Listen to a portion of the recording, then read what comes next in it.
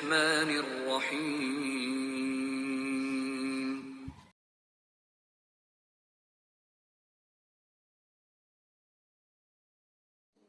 Assalamualaikum warahmatullahi wabarakatuh. A'udzu billahi as-sami'il 'alim minasy syaithanir rajim. Bismillahirrahmanirrahim. Alhamdulillahi rabbil alamin wa bihi nasta'in ala umuri dunya waddin. Wassalatu wassalamu ala asyrafil anbiya'i wal mursalin sayyidina Muhammadin wa ala alihi at-tahirin wa ashabihi al-akramin wa man tabi'ahum bi ihsanin ila yaumiddin. Allahumma 'allimna ma yanfa'una wanfa'na bima 'allamtana innaka antal 'alimul hakim. Rabbana zidna 'ilma warzuqna fahma. Rabbana atina min ladunka rahmah wa hayyi' lana min amrina rashada. Allahumma habib ilana al-iman wa zayyinhu fi qulubina wa karrih ilana al-kufra wal fusuqa wal isyan waj'alna minal rasyidin. Hadirin hadirat Bapak Ibu yang dimuliakan Allah SWT, alhamdulillah wa syukurillah atas limpahan nikmat anugerah dan karunia Allah SWT, khususnya nikmat iman, Islam, sehat walafiat. Pagi ini kita bisa ringan melangkah ke masjid untuk menunaikan sholat subuh berjamaah. Semoga apa yang kita lakukan berkenan dan diterima di sisi Allah SWT. Kita mendapatkan banyak fadilah dari pelaksanaan sholat subuh berjamaah di hari ini. Amin ya rabbal alamin. Dan mari kita manfaatkan waktu setelah subuh ini, pertama untuk beriktikaf di Masjid Al-Mu'tadim ini. Yang kedua, kita niatkan kepada kita ini untuk thalabul ilmi, belajar agama. Semoga kita mendapatkan ilmu, pemahaman, dan juga akidah serta keimanan yang benar, yang semakin menguatkan iman kita kepada Allah SWT dan kepada rukun-rukun iman lainnya. Bapak Ibu yang dimuliakan Allah, kita akan melanjutkan pembahasan tentang syirik. Pembahasan tentang syirik ini agak panjang ya, karena inti dari dua kalimat syahadat itu adalah dua. Yang pertama, bersih dari syirik. Yang kedua, beribadah secara benar. Maka pembahasan tentang syirik ini sesuatu yang besar. Yang lalu kita bahas bentuk-bentuknya. Sekarang insyaallah kita akan bahas tentang kategorisasi atau pengelompokan syirik. Ya, syirik tetap syirik, tetapi kita perlu bedakan dan kategorisasikan. Para ulama setelah membaca ayat, setelah membaca hadis, ya, ada banyak sekali ayat Al-Quran yang menyinggung dan membicarakan tentang syirik. Nah, dari bacaan-bacaan mereka, kesimpulannya syirik itu tidak sama. Atau kalau dibalik bahasanya bikin susah sedikit. Walaupun sama-sama syirik itu, tapi kelasnya berbeda, gitu ya. Walaupun sama-sama syirik, tapi kelasnya berbeda. Ini kesimpulan dari banyak ayat. Bukan satu dua ayat, banyak ayat. Kesimpulan mereka juga, kesimpulan para ulama itu terhadap ayat dan juga hadis-hadis Nabi, syirik itu juga berbeda lagi dalam hal kasat mata dan tidak kasat matanya. Kasat mata itu maksudnya tampak jelas, gamblang gitu. Mohon maaf bahasa Jawanya itu cetrowelo-welo. Lo baca cetrowelo-welo, Pak? Terang benderang, ya. tahu kalau itu syirik. Ada juga yang terselubung, ada yang terselubung, tersamar. Orang menganggapnya bukan syirik, padahal syirik. Nah, yang gini-gini kan perlu kita pelajari. Oke. Bapak Ibu yang dimuliakan Allah Ta'ala, dari sisi besar dan kecilnya, syirik bisa dikategorisasi dalam dua kategori. Ada asyirkul akbar. Ada apa? Asyirkul akbar, syirik yang terbesar, dan ada asyirku al-asghar, syirik yang terkecil. Nah, ini dari sisi besar dan kecilnya. Lalu itu satu kategorisasi. Kategorisasi pendekatan lain ada dua juga. Ada asyirku al-zahir al-jali, istilahnya asyirku al-zahir al-jali, syirik yang kasat mata, jelas, gamblang, cetowelo-welo tadi, terang benderang statusnya sebagai syirik. Ada yang namanya asyirkul batin al-khafi, asyirku al-batin al-khafi, syirik yang seakan itu tersembunyi atau terselubung atau tersamar. Akibatnya orang menganggapnya bukan syirik, padahal syirik. Ya.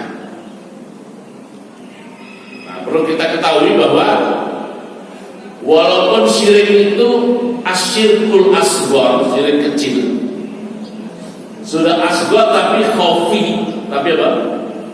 Khafi, tersamar. Itu dalam banyak kasus dia lebih berat dan lebih besar daripada dosa besar. Dia lebih berat daripada apa? Dosa besar. Dalam banyak kasus. Tapi kadang-kadang juga bukan lebih berat dari dosa besar, kadang-kadang. Tetapi terhitung, ya, terhitung sebagai masalah yang bisa jadi serius juga. Oke, kita mulai yang gampang dulu, ya. Asyirkul akbar. Asyirkul akbar, syirik terbesar. Itu syirik yang bagaimana? Yaitu manakala kita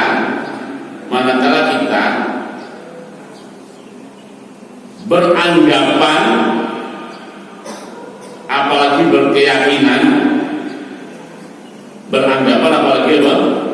berkeyakinan, berarti tatarannya masih hati dan pikiran.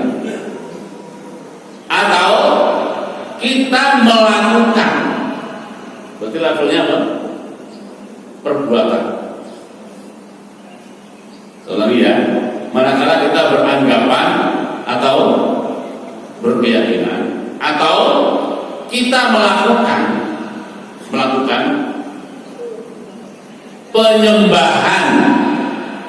penyembahan selain Allah Subhanahu wa ta'ala. Penyembahan selain Allah Subhanahu wa ta'ala. Ini namanya asyirku al-akbar. Nah, kita mulai dari yang beranggapan dan berkeyakinan.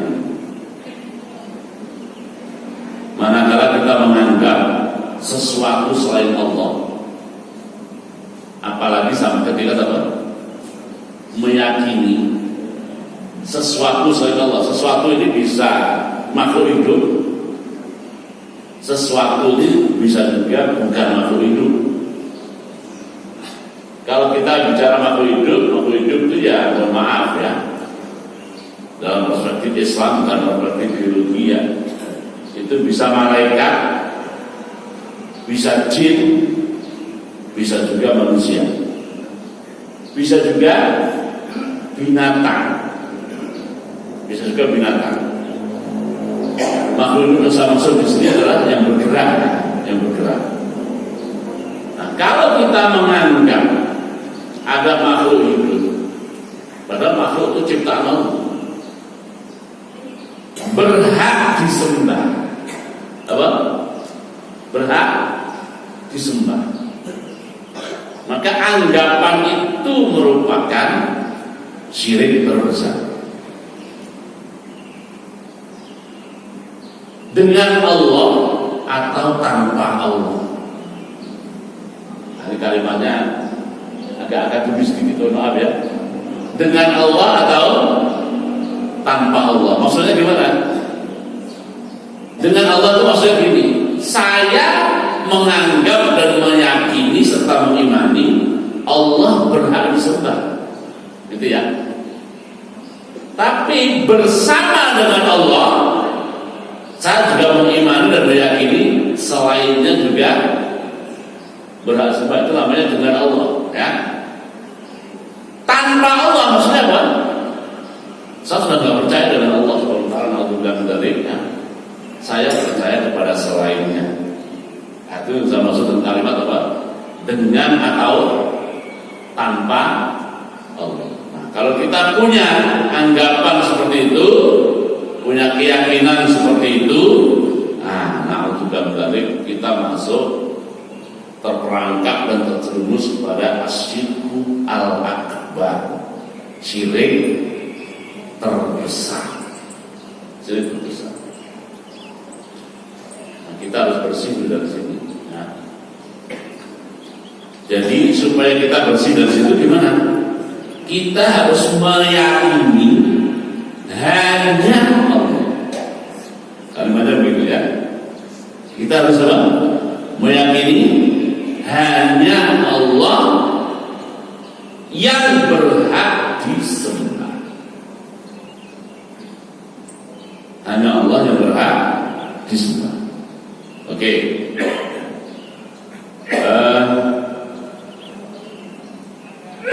Syirik terbesar ini kalau terjadi na'udzubillah min dzalik, konsekuensinya berat. Konsekuensinya berat. Bagaimana beratnya? Begini.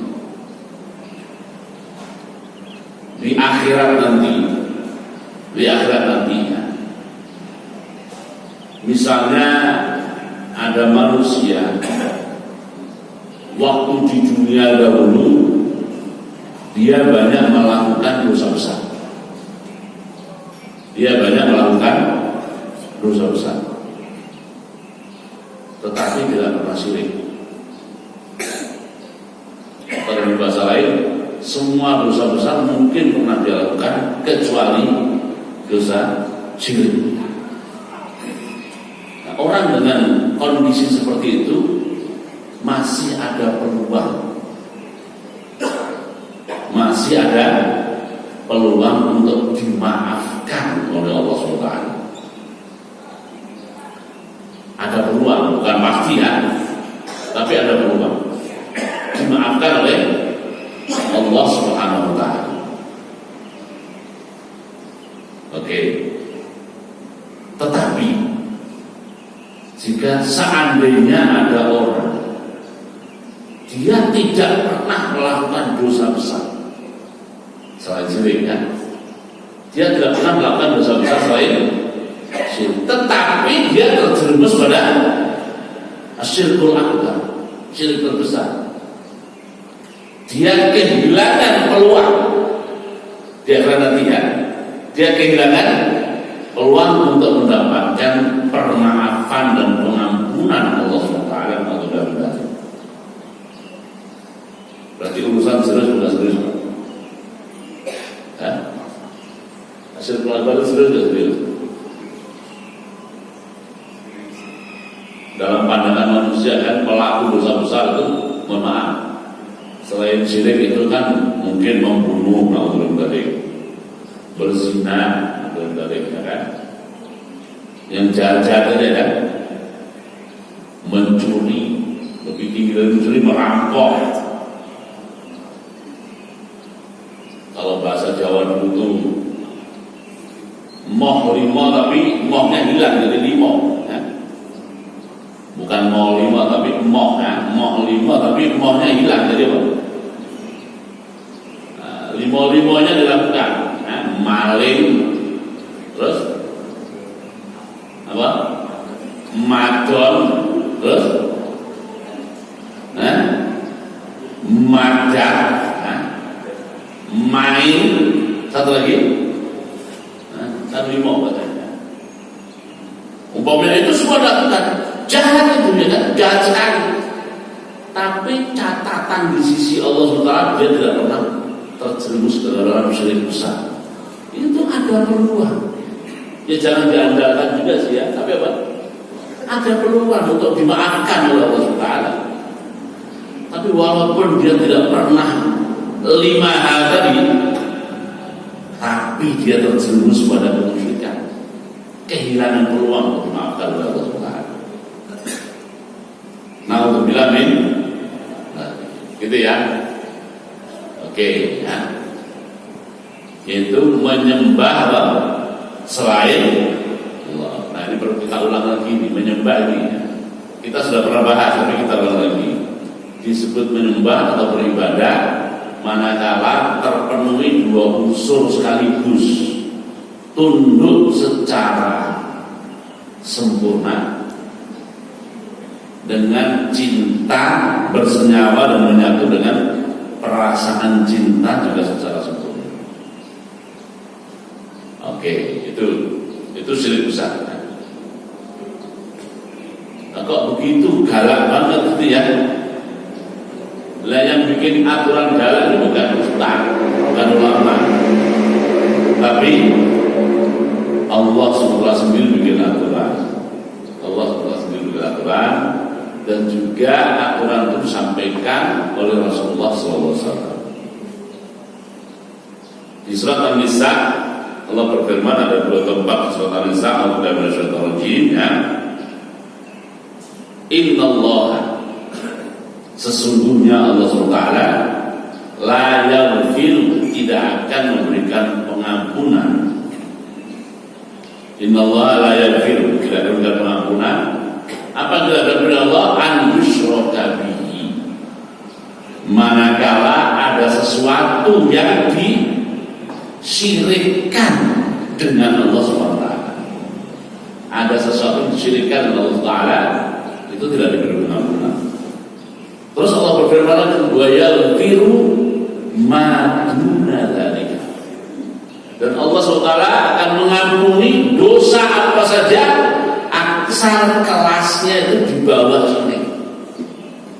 Wa yaghfiru ma duna dzalika liman yasha, bagi siapa saja yang dia berkehendak, bagi siapa saja dia berkehendak. Itu firman Allah. Rasulullah SAW bersabda dalam hadis sahih ya. Rasulullah SAW pernah bertanya kepada sahabat Nabi namanya Mu'adz ibnu Jabal. Mu'adz ibnu Jabal radhiyallahu anhu. Mu'adznya ditanya begini, ya Mu'adz, atadri ma haqqullahi 'alal ibad wa ma haqqul ibadi 'ala Allah? Mu'adz, kamu tahu enggak? Mu'adz, kamu tahu enggak apa hak Allah yang menjadi kewajiban para hambanya, dan apa hak para hamba yang Allah akan penuhi hak-haknya itu? Dan Allah akan penuhi hak-haknya itu. Kata Mu'adz bin Jabal, Allahu wa Rasuluhu a'lam. Saya tidak tahu, Allah dan Rasulnya lebih tahu. Lalu Rasul menjelaskan, wahai Mu'adz, hak Allah atas hambanya adalah para hamba itu hendaklah hanya menyembah Allah Ta'ala, tidak menyekutukan sesuatu apapun atau sesiapapun dengannya. Ya kan? Itu. Nah, terus kalau hak hamba yang Allah akan penuhi, Rasul menjelaskan, Allah SWT akan memasukkan surga siapa saja dari hambanya ini yang hanya menyembah Allah SWT dan tidak menyekutukan dengan sesuatu apapun atau dengan sesiapapun, itu akan masuk surga. Kata Mu'adz bin Jabal, wah ini berita gembira Rasulullah ini. Berita gembira ini. Gimana saya publikasikan? Rasulullah jangan publikasikan. Loh, kok jangan publikasikan? Nanti mereka ngandelin, nggak mau sholat, nggak mau puasa, nggak mau sedekah. Yang penting aku tidak menyekutukan Allah. Ngandelin itu saja, repot kalau ngandelin. Kenapa? Sebab kalau ngandelin seperti itu ya akan terjerumus juga Allah berdalik, gitu ya. Makanya jangan dipublikasikan. Tapi di akhir hayatnya menjelang Mu'adz bin Jabal wafat disampaikan sebagai tanggung jawab penyampaian ilmu sampaikan. Yang penting dipahami cara mendudukkan berita gembira itu secara proporsional. Di hadis lain yang juga sahih,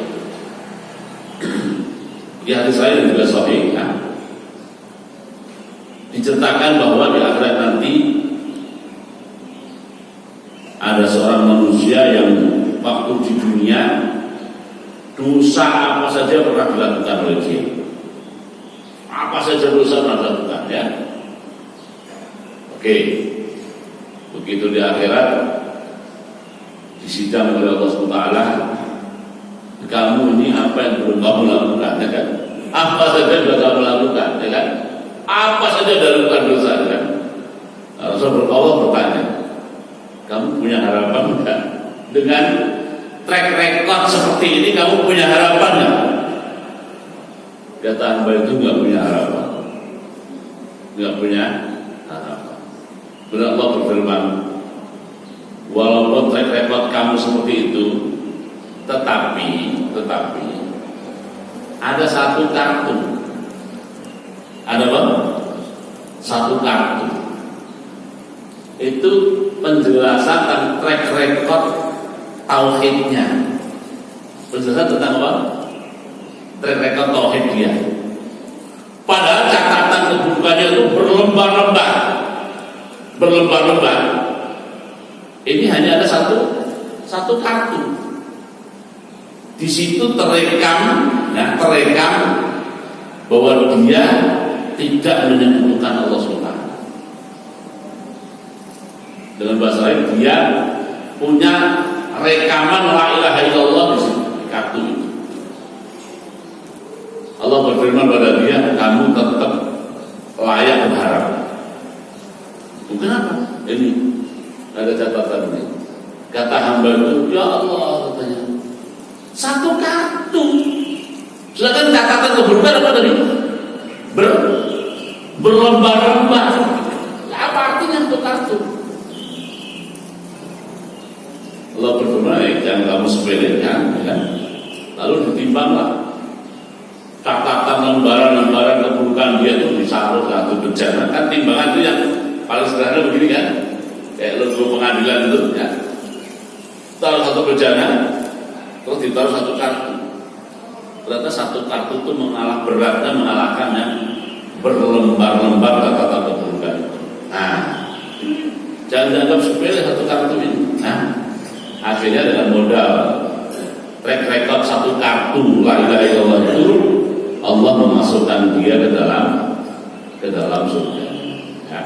Sekali lagi semoga kita semuanya dijauhkan dan dibersihkan dari segala bentuk kemusyrikan dan kita memiliki tauhid la ilaha illallah secara benar. Amin ya rabbal alamin. Oke, itu tentang asyirkul akbar, ya. Asyirkul akbar. Lalu lawannya adalah asyirku al-asghar. Asyirku al-asghar. Syirik yang kecil. Apa itu syirik kecil? Syirik kecil itu adalah ada mencakup banyak. Yang termasuk kategori syirik kecil, ya, itu banyak. Yang pertama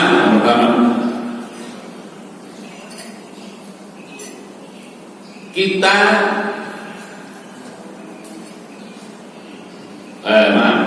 Syirik kecil itu adalah penggunaan kosakata. Syirik kecil itu apa? Penggunaan kosakata atau kalimat-kalimat yang terindikasi, gitu ya. Kalimat-kalimat terindikasi atau mengindikasikan kemusyrikan. Hanya kalimat, hanya kosakata, tapi mengindikasikan kemusyrikan. Oke. Misalnya apa? Misalnya kita bersumpah dengan selain Allah. Kita bersumpah apa? Dengan selain Allah. Sumpah itu kan kata-kata, ya kan? Sumpah itu kan kata-kata. Tapi perlu kita ketahui, pada pernyataan sumpah itu terkandung makna pengagungan. Terkandung makna pengagungan kepada yang kita gunakan untuk bersumpah. Terkandung pengagungan kepada yang kita gunakan untuk bersumpah. Nah, karena mengandung pengagungan inilah, maka masuk dalam ranah kemusyrikan, walaupun kelasnya syirik kecil. Tapi sekali lagi, syirik kecil bisa lebih besar dan lebih berat daripada dosa besar. Itu ya. Oleh karena itu, Bapak Ibu yang dimuliakan Allah SWT, jangan pernah bersumpah dengan selain Allah Subhanahu wa ta'ala. Dengan selain Allah Subhanahu wa ta'ala. Itu ya.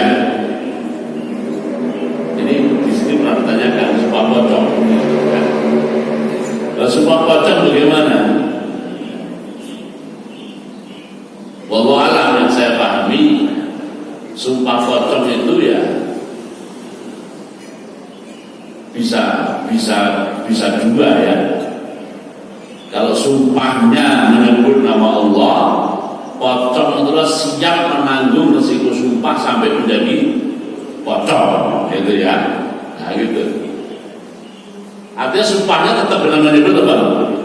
Nama Allah. Maksudnya kalau dia tidak benar dalam sumpahnya, dia siap menjadi atau siap dipocong. Nah kalau seperti itu ya, sumpah pocong dalam arti seperti itu, nah, insya Allah tidak masalah ya. Insya Allah tidak masalah. Tapi kalau sumpah pocong itu memang sumpahnya dengan pocong, ya kan? Sumpahnya dengan apa? Nah itu masuk syirik atau tidak. Kira-kira sumpah pocong itu masuk yang satu atau yang dua? Nah? Yang satu ya, maksudnya begitu ya. Cuma kan kepanjangan, sumpah dengan nama Allah siap jadi pocong, panjangan aja disingkat apa? Nah, bahasa Indonesia itu bahasa kan sangat simpel, simpelnya sangat simpel, sangat sederhana. Saking sederhananya itu bisa dipahami secara salah, ya kan? Saking simpelnya rumah sakit, yang sakit siapa? Saking simpelnya bahasanya kadang-kadang begitu, rumah apa? Sakit, nah, gitu ya. Itu bahasa Indonesia itu ya. Apalagi ya? Rumah makan gitu ya. Sampai ada apa menu khusus namanya ayam bakar Wong Solo, galak banget ayam bakar gitu kan. Saking simpelnya bahasa Indonesia akhirnya jadi bisa disalahpahami, ya. Oke. Jadi kalau sumpah pocong masuk atau tidak tergantung pengertiannya. Sumpah pocong itu apa?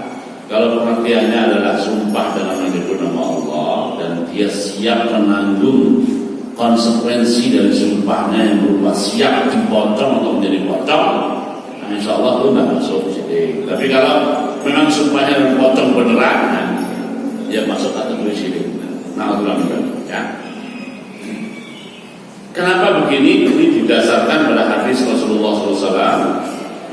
Pada hadis Rasulullah SAW yang diberikan Imam Tirmidzi, Rasulullah SAW bersabda, "Wa man halafa bi ghairillahi faqad kafara au asyraka." Dengan lain au asyraka.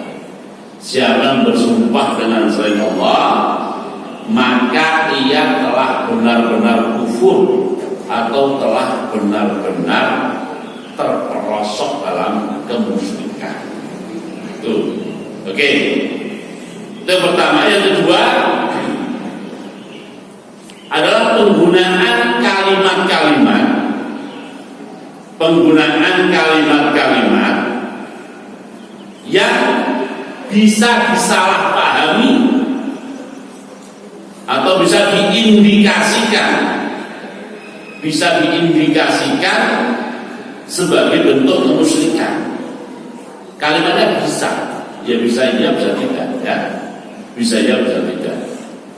Umpamanya begini, Rasulullah SAW dulu dalam mengajar para sahabat radhiyallahu anhum, itu beliau sampai ke tingkat mengedit atau meluruskan penggunaan kata-kata.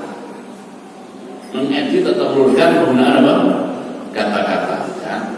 Umpamanya. Ya.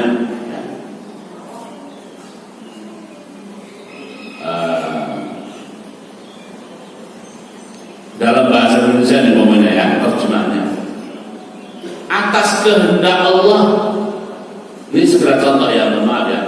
Saya kasih contoh aja. Atas kehendak Allah dan kehendak engkau ya Rasulullah SAW. Perhatikan, atas kehendak Allah dan kehendak engkau. Nah, kalimat seperti itu harusnya diedit. Oh, jangan begitu kalimatnya.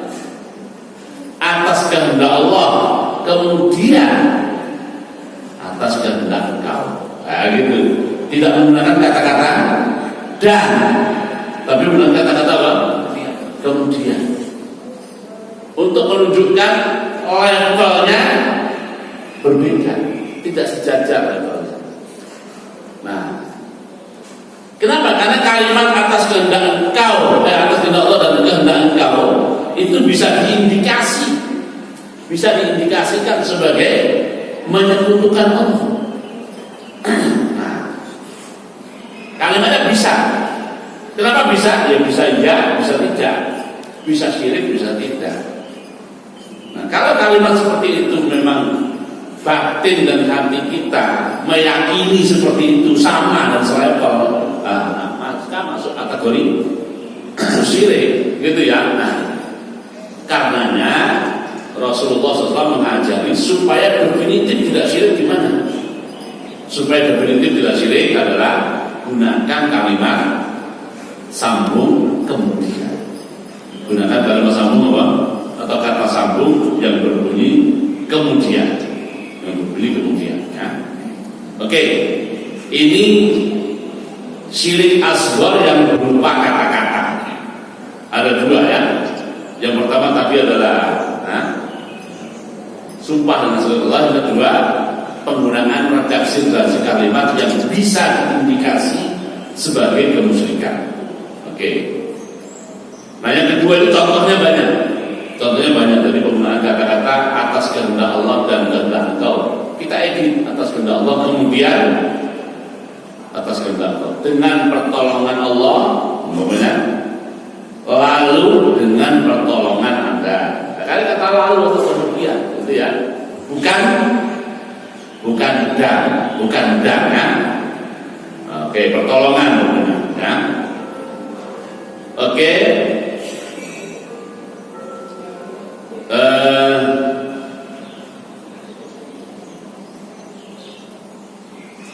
Yang itu yang kata-kata. Yang kedua yang masuk kategori syirik kecil, yang kedua adalah yang bukan kata-kata tapi berupa perbuatan.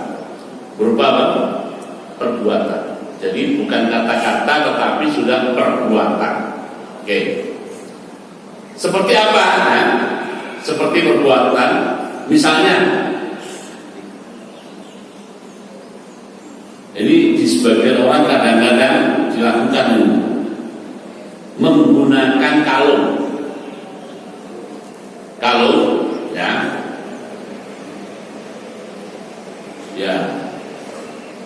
yang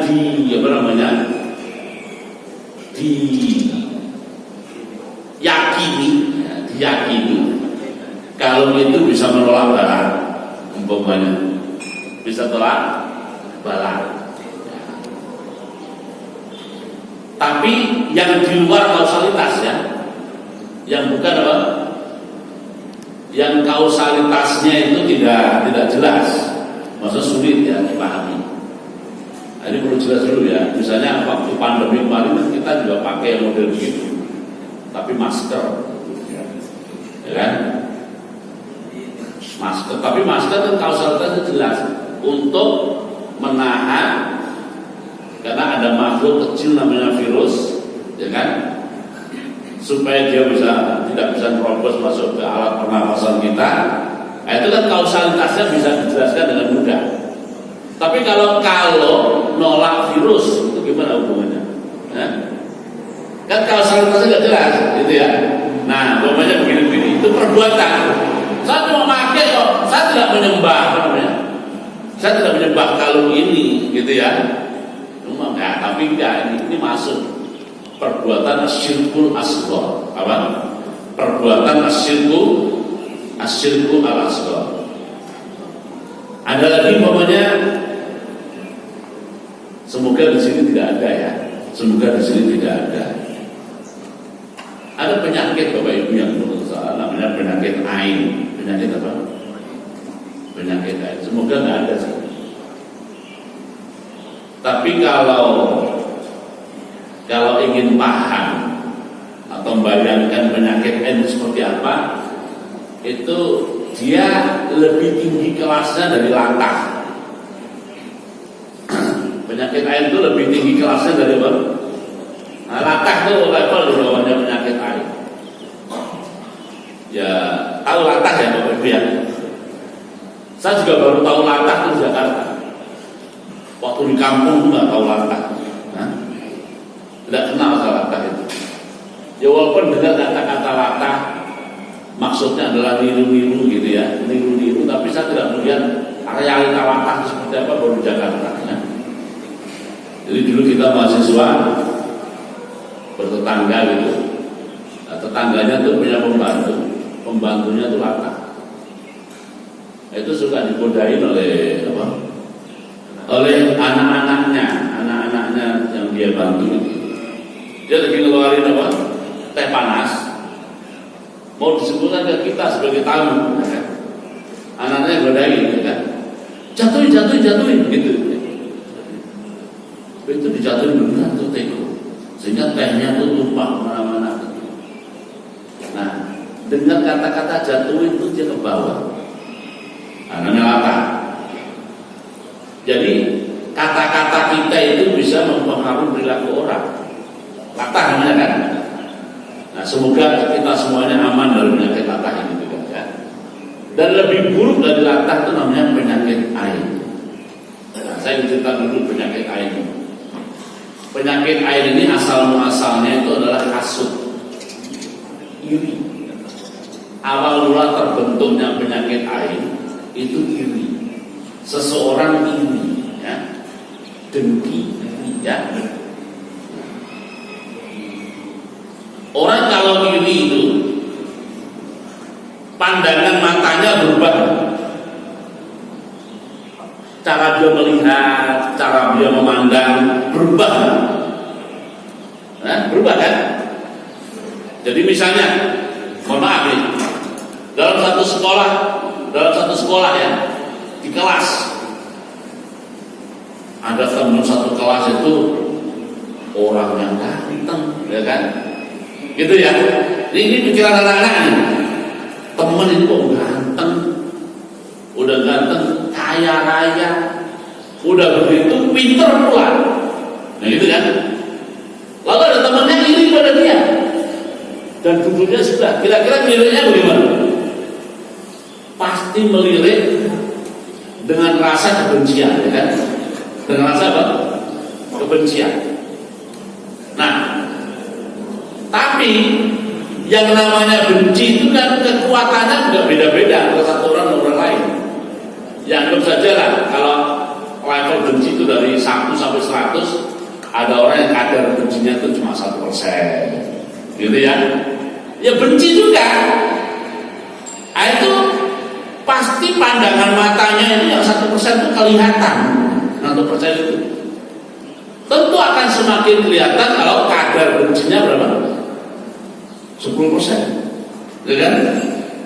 Akan semakin kelihatan lagi kalau kadar bencinya 50% atau belum ada. Nah, semakin tinggi kadar irinya, warna matanya berubah semakin tinggi, warnanya menjadi memerah. Sehingga melihat orang itu memang ada, saya nggak bisa praktekin ya, tapi kira-kira pendekatannya gitu, begitu ya, kira-kira gitu. Mukanya muka iri dan ada ekspresi benci, tidak suka yang luar biasa. Nah, semakin kuat kadar irinya, maka semakin kuat pula pengaruhnya kepada yang iri atau yang membenci. Nah, dari situlah terbentuk namanya penyakit ain.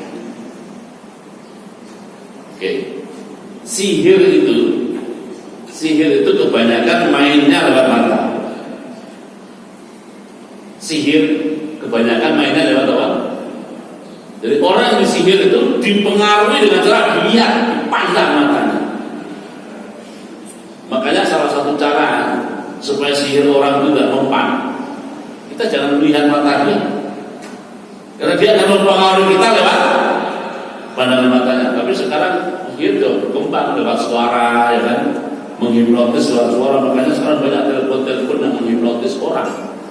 Ya, itu contoh ya. Jadi tidak secara fisik tapi mempengaruhi.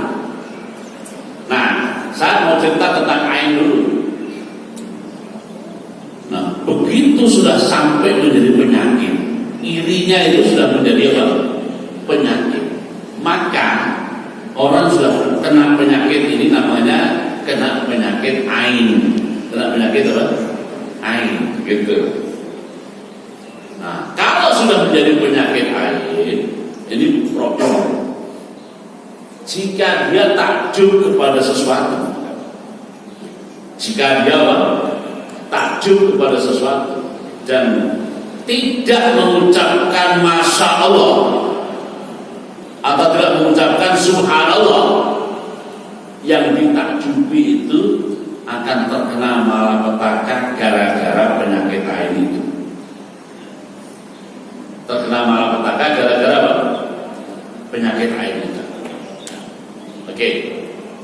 Jadi Bapak Ibu mungkin sudah bayangkan karena di sini nggak ada dan semoga seterusnya juga tidak ada. Ya. Tapi gambarannya itu seperti penyakit latah tadi, gitu ya. Gambarannya seperti penyakit latah tadi. Atau bagi yang pernah bisa bayangkan itu ya seperti hipnotis, gitu ya. Seperti apa? Hipnotis, gitu ya. Nah, sebagian orang untuk mengantisipasi penyakit ain itu, dia menggunakan benda-benda atau barang-barang yang diyakini bisa menghalangi dirinya dari pengaruh penyakit ain, gitu. Apakah kalung, apakah gelang, ya kan, dan lain sebagainya. Tetapi sekali lagi kalau itu aspek kausalitasnya ya tidak jelas. Tapi beda kalau kausalitasnya jelas. Umpamanya begini, kan problem penyakit ain itu kalau dia takjub pada sesuatu, berarti kan harus lihat, ya kan? Nah, supaya tidak menjadi objek takjub, caranya gimana? Ditutupi. Nah, dulu di zaman sejarah Islam itu ada laki-laki yang ganteng, kaya dan pintar. Nah, kaya dan pintar. Nah, dia tidak mau menjadi korban penyakit ain. Laki-laki tidak mau menjadi korban penyakit ain. Akhirnya apa? Setiap keluar rumah dia menggunakan penutup muka. Setiap keluar rumah, kayak Zoro gitu, atau Zoro. Nah, Tiap keluar rumah itu pakai topeng ya, pakai topeng. Supaya apa? Supaya wajah aslinya tidak kelihatan oleh mereka yang punya penyakit ain, sehingga tidak menjadi objek takjub dan tidak menjadi bermasalah kalau ada orang penyakitan ain takjub pada dia. Maka tiap keluar rumah dia pakai semacam topeng gitu. Karenanya kemudian dia dikenal dengan nama Al-Muqanna. Namanya orang lupa, tapi dipanggilnya Al-Muqanna. Ini seorang ulama bahasa dia Al-Muqanna Al-Kindi. Kenapa dia Al-Muqanna? Karena dia gitu, ganteng, pinter, kaya gitu. Nah, dia tidak mau jadi korban itu. Jam keluar rumah ketemu orang dia selalu pakai topeng. Jadi kadang-kadang punya keistimewaan tuh, yang istimewa malah menderita ya, kayak itu tadi ya, orangnya ganteng tapi malah dia menderita dengan apa? Dengan kegantengannya, dia pakai topeng malah ya. Nah itu kalau seperti itu ya tidak masuk kategori syirik. Itu kan kausalitasnya bisa dijelaskan dengan mudah ya kan? Kausalitasnya bisa dijelaskan dengan mudah. Oke. Ya. Ini yang sifatnya perbuatan. Lalu ada lagi syirik, sudah syirik itu syirik kecil, tersamar pula, ya gitu, terselubung pula, kecil dan terselubung. Itu apa? Nah, ulama mengistilahkannya adalah ar-riya dan as-sum'ah. Apa? Ar-riya dan sum'ah itu syirik kecil, terselubung pula. Apa itu riya? Riya adalah melakukan suatu amal ukhrawi. Melakukan suatu amal ukhrawi tapi tujuannya supaya terlihat oleh yang lain dengan maksud dan keuntungan duniawi. Dengan maksud dan keuntungan apa? Duniawi. Itu namanya riya. Sum'ah itu apa? Sum'ah itu melakukan amal ukhrawi tapi maksud dan tujuannya adalah ya, pencitraan yang sifatnya duniawi. Pencitraan yang sifatnya duniawi. Nah gitu ya. Nah itu syirik itu. Umpamanya sholat, tapi maksud sholatnya bukan ridho Allah, bukan sesuatu yang dijanjikan di sisi Allah, tapi maksudnya manusia. Rajin betul orang muda itu ke masjid ya kan? Rajin betul orang muda itu ke masjid. Umpamanya gitu ya. Tapi rupanya yang dimaksud dia kan? Rupanya di dekat masjid itu ada seorang gadis yang sedang dia incar. Siapa tahu gadis itu menjadi tertarik pada dia karena faktor rajinnya dia ke. Nah itu namanya apa? Namanya riya. Jadi melakukan amal ukhrawi, masjid, sholat dan sebagainya, tapi maksud dan tujuannya adalah supaya terlihat untuk mendapatkan keuntungan duniawi. Itu riya ya. Oke ya. Ini walaupun riya ini dan sekali lagi walaupun ini syirik kecil terselubung pula, tapi kelasnya itu lebih berat daripada dosa besar. Daripada dosa besar. Ya. Kenapa? Ya dalam tanda kutip ya, dalam tanda kutip semacam meremehkan Allah Subhanahu wa taala ya. Meremehkan Allah kan serius urusannya kan.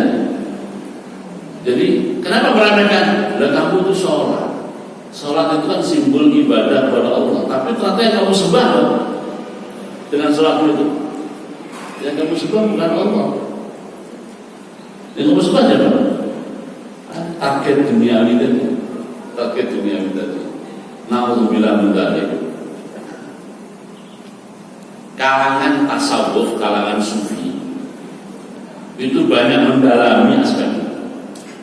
Dalam mereka dalam membicarakan juga itu. Dalam sekali. Sampai diistilahkan oleh sebagian mereka, syirik kecil yang tersamar itu lebih tersamar dari, maksudnya kejadiannya itu lebih tersamar dibandingkan dengan perjalanan seekor semut. Perjalanan apa? Seekor semut di tengah malam yang gelap gulita, di tengah padang pasir sana, di tengah padang pasir yang semut itu berjalan di atas batu yang sangat licin, tidak ada debunya. Batu sangat licin, tidak ada debunya. Coba Bapak Ibu bayangkan, kalau ada semut berjalan, kita mendengar perjalanan semut itu. Nah, di depan kita ini tutup gelas, ya kan? Ada semut berjalan. Kita dengar nggak bahwa di situ ada semut berjalan? Nggak dengar kan? Tapi mata kita ngelihat. Ya? Nah, sekarang itu depan kita lihat tapi nggak dengar perjalanan, suara kakinya nggak dengar. Gerak kakinya itu, duduknya itu ada. Nah, gimana kalau semut itu berjalan di tengah malam yang gelap? Udah pasti nggak terlihat. Ya kan? Oke, berjalan di mana? Di tengah padang pasir. Jauh sekali, udah gelap tengah padang pasir pula, ya kan? Oke, terus berjalannya di batu yang licin nggak ada debunya. Kenapa pakai istilah batu licin nggak ada debunya? Kalau berjalan pada debu yang diinjak bisa gundung, akibat debu gundung berpotensi menimbulkan apa? Suara, akhirnya ketahuan di sana bergerak, ya kan? Nah kalau nggak ada debunya kan nggak ada yang mengundung, jadi derap kakinya dia nggak tergerak sama sekali. Nah syirik itu di dalam hati kita bisa kayak begitu. Ini kata ulama-ulama tasawufnya. Syirik dalam arti yang ini bisa seperti itu. Kita tidak merasakannya sama sekali, kita tidak melihatnya sama sekali, tetapi terjadi. Nah, inilah yang kata para ulama tasawuf yang perlu kita waspadai. Jangan sampai kita beribadah, melakukan amal-amal ukhrawi, tapi pada diri kita maksud dan tujuannya adalah keuntungan dunia. Na'udzubillah, kita bersihkan itu dari diri kita. Nah, semoga dengan semakin rajin membersihkan seperti itu, ya, nah, kita akan berpeluang mendapatkan pengampunan Allah Subhanahu wa Ta'ala. Sampai sebagian mereka mengatakan begini. Dia ditanya, ikhlas itu apa sih ikhlas? Ibadah kan harus apa? Harus ikhlas. Ikhlas gimana? Jawabannya itu menarik. Ikhlas itu kita tidak, ini kata dia, kalau kita melakukan amal ukhrawi tapi tujuannya adalah manusia, itu namanya riya, syirik kecil. Namanya apa? Riya atau syirik kecil. Oke, kata dia. Tapi kalau kita meninggalkan sesuatu, kita meninggalkan suatu amalan ukhrawi, tapi meninggalkannya karena faktor dan pertimbangan manusia, itu malah syirik besar malah. Nah, riya itu ikhlas itu selamat dari satu dan dua. Maksudnya gini, saya sholat, tujuan saya apa? Supaya terlihat oleh orang lain. Nah, sholat itu namanya sholat ria'an nas. Syirik kecil maksudnya. Tapi begini, saya nggak ke masjid, saya di rumah aja, nggak mau sholat di masjid. Kenapa? Daripada ke masjid dinilai riya oleh orang, lebih baik saya di rumah. Nah, kata ulama itu, nah yang kedua ini malah syirik besar malah. Nah, yang kedua malah apa? Syirik. Kenapa Pak syirik besar? Nah, yang pertama tadi memang tujuannya riya, tapi peluang untuk berubah ada nggak? Ada peluang untuk berubah, ya kan?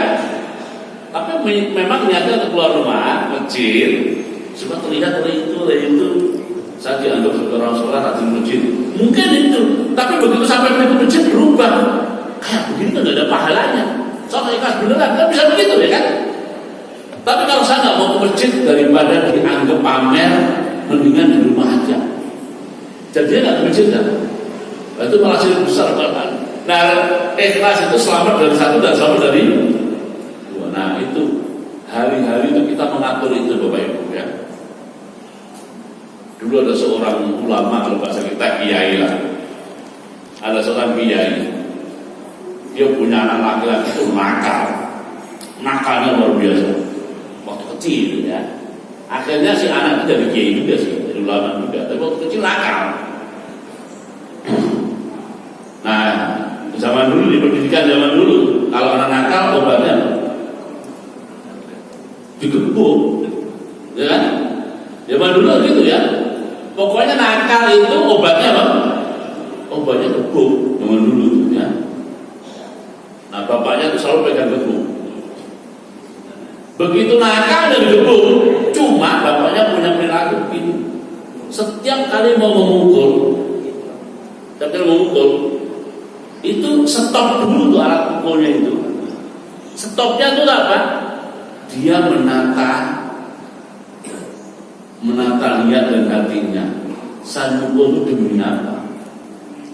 Demi harga diri saya atau ikhlas karena Allah?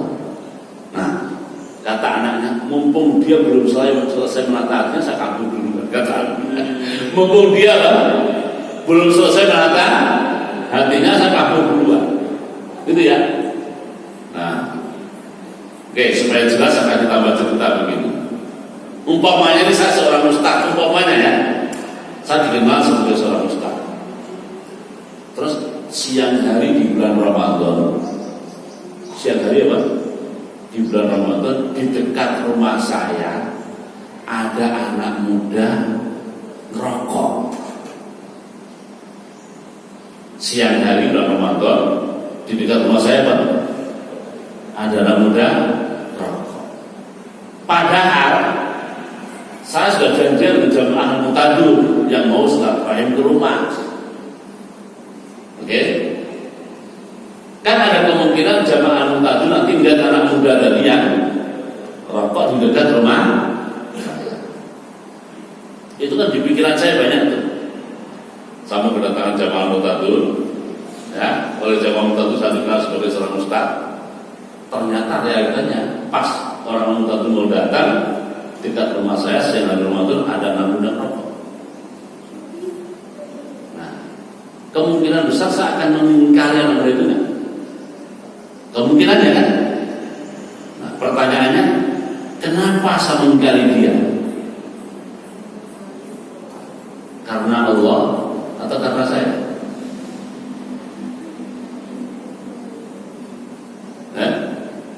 Karena Allah atau karena saya? Nah, ini pertanyaan sulit. Ya kan?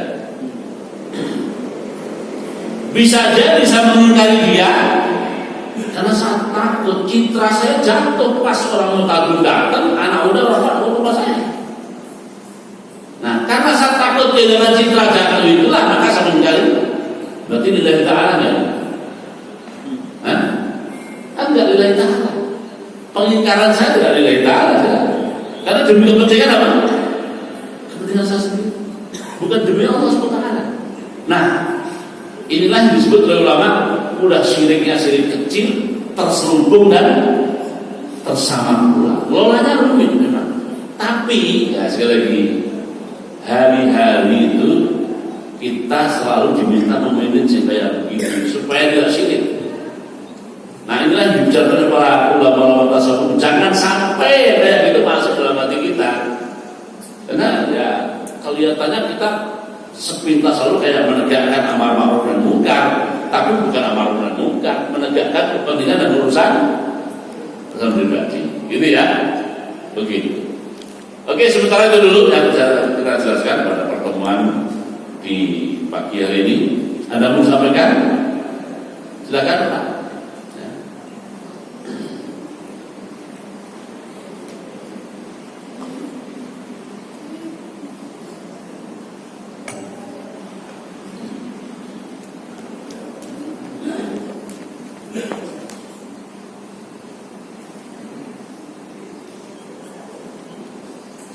Assalamualaikum warahmatullahi wabarakatuh. Waalaikumsalam warahmatullahi wabarakatuh. banyak. Jadi karena masyarakat sekarang ini mungkin wah atau tidak atau masalah saya kecil dan masalah kecil apa yang terjadi dengan ucapan alhamdulillah saya terselamatkan dari celaka karena saya pakai cincin ini, saya pakai kalung ini, saya pakai gelang ini ternyata yang kadang-kadang ucapannya alhamdulillah tapi ditebarkan dengan kata seperti itu. Ini sangat membahayakan juga saat seperti itu. Ya. Terima kasih Assalamualaikum. Assalamualaikum. Iya, sangat membahayakan ya. Kecuali kalau gini ya, alhamdulillah saya pakai cincin ini, ya, umpamanya gitu. Lalu orang itu berpahaman, oh berarti saya punya duit. Punya apa? Punya duit karena cincinnya cincin mahal, ya kan, umpamanya kan. Nah, karena saya punya duit, maka orang itu mau berinvestasi pada saya. Kenapa? Karena investasi saya tidak akan dimakan oleh dia punya duit. Nah, itu kalau begitu lagi, kan? Tapi kalau itu konteksnya adalah konteks tadi mendatangkan manfaat atau mendatangkan atau menolak bala yang kausalitasnya tidak jelas tadi, itu di situ tidak diperbolehkan. Ya. Jadi kalau tadi kan orang sekarang begitu ya. Mohon maaf, kadang-kadang itu gini. Ini memang masalahnya agak rumit sedikit, tapi perlu kita clearkan. Kalau misalnya saya pakai kaos oblong, misalnya ya, saya pakai kaos oblong, terus melihat orang melakukan perbuatan yang menggambarkan bahwa dia tidak mengerti aturan agama. Dengan kaos oblong saya menasihati dia, kira-kira dia mau dengar? Ya kamu siapa kan gitu kan? Nah, lalu saya berubah, saya perlu berdandan seperti seorang ustaz atau seorang kiai, agar kalau menasihati didengar. Kira-kira sih kalau begitu? Enggak, ya kan? Ini cara maksudnya bukan duniawi, maksudnya apa? Sekarang menasihati didengar. Akhirnya begitu. Umpamanya lagi begini. Kalau kita keluar rumah pakai peci, misalnya pakai peci, ya, minimal pakai peci lah ya. Karena dengan memakai peci itu saya akan menjadi malu dan tidak patut, tidak layak kalau melakukan keburukan. Pakai peci bermaksud begitu, boleh tidak syirik kan? Ya tidak, ya kan? Gitu. Tapi kalau saya pakai peci ini kenapa peci ini? Soalnya peci ini, ya, umpamanya bisa mengobati pusing saya, umpamanya gitu ya, atau bisa mengobati mata saya, umpamanya. Kausalitasnya nyambung, gitu. Nah, itu beda lagi, gitu ya. Oke, gitu ya. Jadi memang, ya, apa namanya, perlu didetailkan yang gini-gini. Oke, ya. Silakan.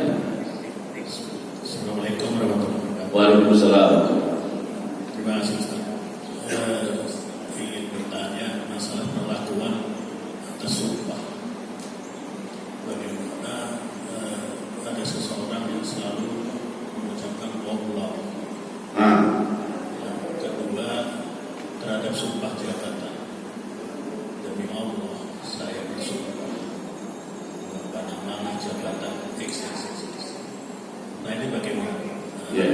Terima kasih. Assalamualaikum warahmatullahi wabarakatuh. Waalaikumsalam. Ya. Ya, tentang sumpah ya. Jadi bahasa kitanya itu memang macam-macam sumpah itu.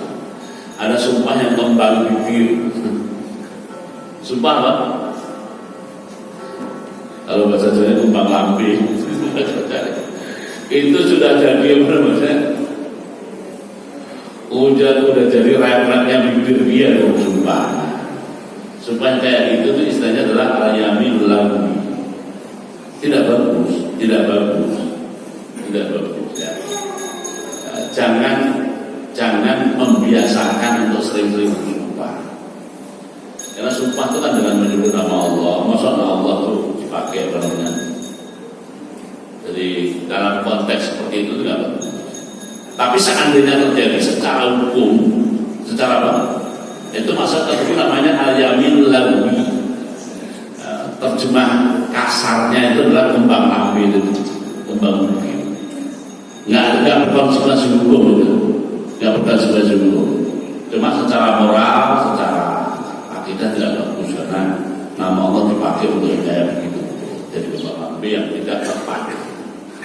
Kalau kembang api pikir itu bagus ya kan? Tapi kembang api begitu itu kurang. Oke. Nah, sumpah yang beneran itu, nah, itu ada konsekuensi hukumnya. Itu manakala kita melanggar isi sumpah kita, manakala kita melanggar isi sumpah kita, maka kita perlu membayar tebusan. Perlu membayar apa? Tebusan. Apa tebusannya? Tebusannya adalah berpuasa. Tebusannya memberi makan 10 orang, maka kalau it'amu ashabil masakina, au kiswatun untuk memberi makan mereka, au tahrir raqabah atau memerdekakan budak. Kalau tidak bisa yang itu, opsi berikutnya adalah berpuasa 3 hari. Berpuasa 3. Itu konsekuensi. Kenapa? Karena kita melanggar apa yang kita sumpahkan. Oke. Nah, termasuk sumpah yang serius yang kalau dilanggar itu perlu bayar kafarat itu ya sumpah jabatan. Sumpah apa? Jabatan, bahwa dengan menyebut nama Allah, kalau saya melakukan pelanggaran bla bla bla bla bla, maka nanti ya. Nah, begitu melanggar, dia tidak hanya melanggar secara hukum duniawi, dia melanggar hukum syar'i, yaitu dia dibayar kafarat. Dia dibayar apa? Kafarat. Begitu. Silakan. Ustaz, ketika seseorang itu ingin melewati sebuah tempat yang dipandang keren, ada beberapa orang yang menasihati, kalau lewat sana itu permisi dulu. Jadi dianggap di sana ada jin yang menunggu dan adabnya orang katanya harus permisi dulu. Nah,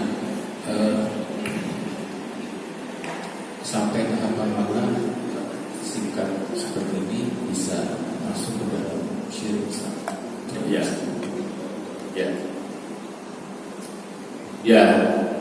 Jadi permisi. Kalau sampai ke tingkat keyakinan bahwa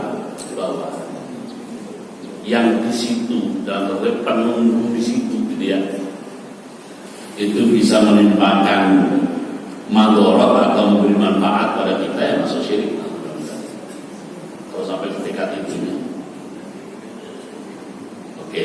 Jadi kalau sampai ke tingkat adanya keyakinan bahwa yang di situ, apapun yang di situ ya, bisa memberi manfaat atau menimpakan madharat.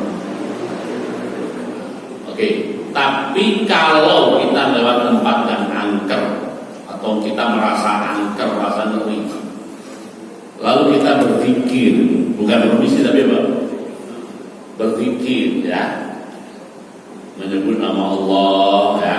Mungkin pikirnya kita ucapkan dengan keras, umpamanya gitu ya. Ya insya Allah tidak masalah begitu ya. Dan mungkin bagi orang tua yang sensitif, ya kita sudah memenuhi kriteria permisi ya, tapi permisinya minta kepada Allah kan diajari oleh Rasulullah. Jadi kalau kalian memasuki tempat baru atau merasa ada sesuatu yang kalian khawatir, takut, bacalah a'udzu bikalimatillahi tammah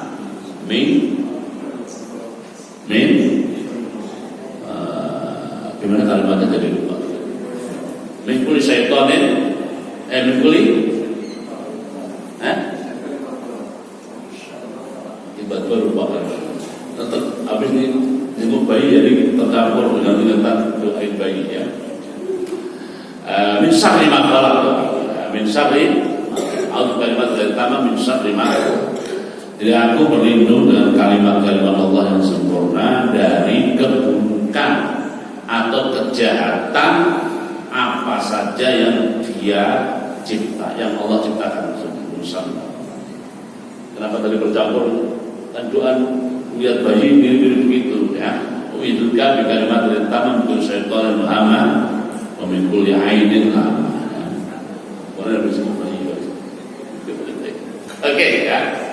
Jadi itu yang diajarkan oleh Rasulullah sebagai pengganti permisi itu ya. Sebagai pengganti apa? Permisi. Dan juga sekaligus ya supaya ya manusia itu kan celah syirik itu banyak. Celah itu bisa dari kekaguman. Celah syirik itu dari ketakutan. Gitu ya. Kagum bisa, takut bisa. Yang paling sering itu takut. Ya, paling sering apa? Takut. Ya, kita bisa menempati tempat baru, apalagi tempatnya kesan serem gitu ya. Nah, kalau begitu supaya celah syirik tidak masuk, kita langsung aja baca Bapak Ibu ya. Setiap memasuki tempat baru, mau tidur, dan kita baca surat Al-Fatihah 5 ayat pertama Al-Baqarah, ayat kursi tambah 2 ayat, sama 2 atau 3 ayat terakhir Al-Baqarah ya, 2 atau 3 ayat terakhir Al-Baqarah tambah qul huwallahu ahad, Allahu falaq, Allahu binas, sudah insyaallah aman. Insyaallah aman. Jadi ada teman jauh nih, lama gak ketemu, tiba-tiba dia WA. Dia bertanya, saya kok setiap kali tidur mimpi dikejar-kejar ular, kan? Dan ularnya itu macam-macam. Ada solusinya nggak? Ya udah, kalau mau tidur begitu aja. Tiap mau tidur baca itu. Setelah beberapa waktu saat ketemu dia, gimana masih mimpi begitu? Alhamdulillah sudah enggak, ya kan? Ya, karena begitu takut itu celah itu masuk. Begitu celah masuk itu ajaran macam-macam masuk juga, ya kan? Ide macam-macam bisa masuk. Udah supaya untuk muslim ini pakai ini, ya. Nggak usah pakai semua itu. Baca saja Al-Fatihah 5 ayat pertama Al-Baqarah, ayat kursi plus 2 ayat, sama 3 atau 2 ayat terakhir Al-Baqarah, Al-Ikhlas, Al-Falaq, dan ini kan sudah kita hafal semua, ya kan? Sudah kita apa? Ini semua sudah kita hafal, lakukan aja.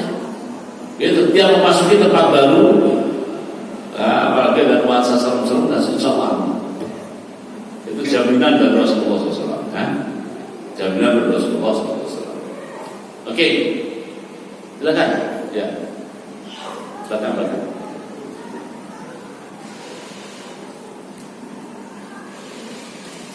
Assalamualaikum.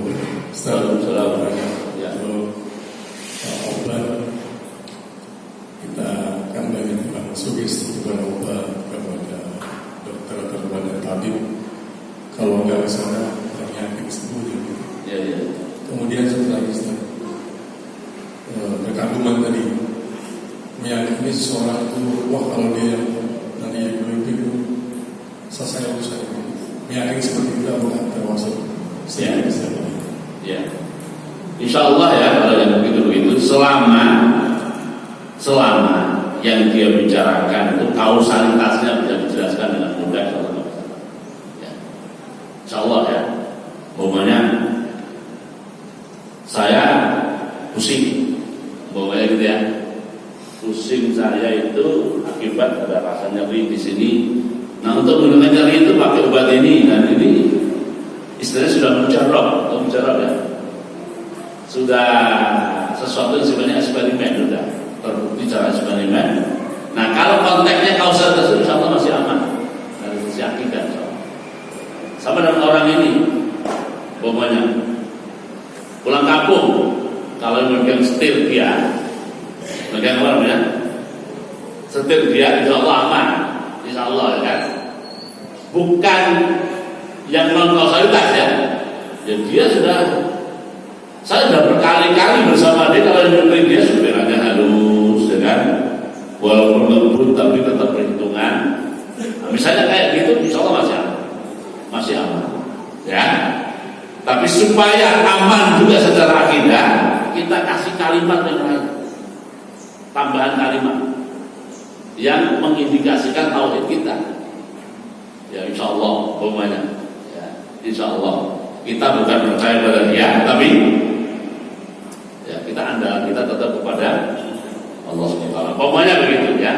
Begitu nggak sosok pemimpin, wah dia datang semua beres, gitu umpamanya kan? Wah kalau dia datang mah semua beres ya kan? Umpamanya gitu. Ya misalnya kita ada acara pengajian begini ya, wah kalau dia datang beres, maksudnya beres apanya? Begitu kan umpamanya. Nah, yang kausalitas itu selama konteks itu insya Allah, tetapi supaya pasti amannya kita tambah apa? Kalimat-kalimat yang mengindikasikan tauhid kita. Gitu. Supaya jelas, supaya apa?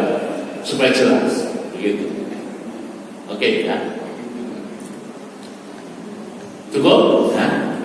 Kita tutup dengan doa Allahumma shalli ala sayyidina Muhammad wa ala sayyidina Muhammad wa sallallahu ala sayyidina Ibrahim wa ala sayyidina Ibrahim wa barik ala sayyidina Muhammad wa barik ala sayyidina Ibrahim wa ala sayyidina alamin innaka Hamidum Majid. الشاكرين حمدا يوافي نعمه ويكافئ مزيدا يا ربنا لك الحمد كما ينبغي لجلال وجهك الكريم وعظيم سلطانك اللهم تقبل منا انك انت السميع العليم وتب علينا انك انت التواب الرحيم ربنا لا تزغ قلوبنا بعد إذ هديتنا وهب لنا من لدنك رحمه انك انت الوهاب ربنا انك جامع الناس ليوم لا ريب فيه انك لا تخلف الميعاد ربنا اجعلنا مقيمي الصلاة ومن ذريتنا ربنا وتقبل دعاءنا ربنا اغفر لنا ولوالدينا وللمؤمنين يوم يقوم الحساب ربنا هب لنا من ازواجنا وذرياتنا قرة اعين واجعلنا للمتقين اماما ربنا آتنا في الدنيا حسنة وفي الآخرة حسنة وقنا عذاب النار سبحان ربك رب العزة عما يصفون وسلام على المرسلين والحمد لله رب العالمين السلام عليكم ورحمة الله وبركاته.